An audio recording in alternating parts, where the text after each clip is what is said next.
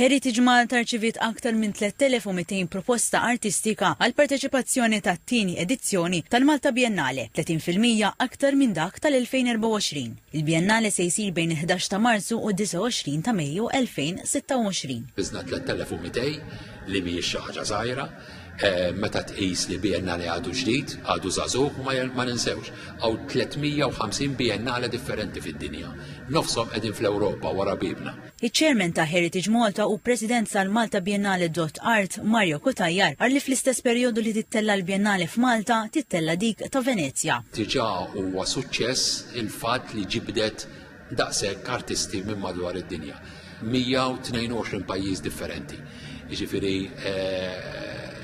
il-fatt li missejt 5 kontinenti, il-pajjiżi mxerdin u artisti ġejjin minn dak, allura tara l-firxa mhux biss ta' suċċess ta' sena l-oħra ma' l-firxa wkoll li għandha Malta. Spjega li l-varjazzjoni artistika tagħti perspettivi differenti għall-arti li se tkun qed tintwera, kompla li l-konċett tal-Biennale huwa dialogu mal-passat. Tew wħud mill-artisti biex ngħidu hekk jiġu jippreparaw qabel hawnhekk, jistudjaw jiġifieri l-istorja ta' Malta, jistudjaw l-ambjent Malti, jaraw il-materjal li jintuża f'Malta, jaraw x'materjal jistgħu jużaw huma l-arti kontemporanja.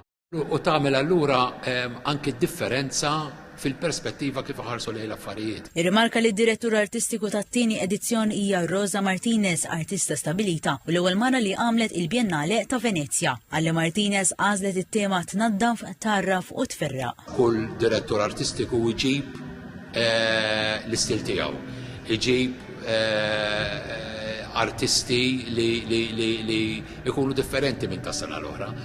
Il-fatt li għandek il-Rosa Martinez, allura in-nies li huma midħla tal-arti kontemporanja se jistennew iktar mis-sena l-oħra. Kutajjar sostna li l-esperjenza tal-ewwel edizzjoni kienet l-ikbar għallima, tem li t-tieni edizzjoni se tkun sfida akbar għax trid tistabbilixxi ruħha bħala avveniment li jitniżżel fil-kalendarju b'mod regolari għal dawk midħla tal-arti.